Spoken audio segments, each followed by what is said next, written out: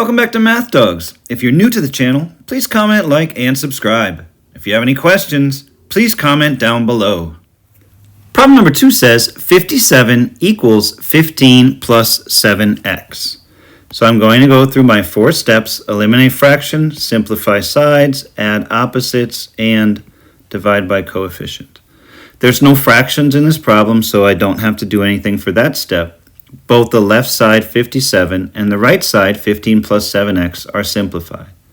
Now I'm going to add the opposite in order to make my variable term isolated. So I will subtract 15 from both sides.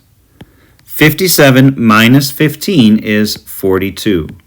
On the right side, 15 minus 15 is 0, or as some people say, it cancels out. 0 plus 7x is 7x. Last step, I'm going to divide both sides by the coefficient on the variable. In this case, it's 7. 42 divided by 7 is 6. 7 divided by 7 is 1x, and therefore 6 equals x.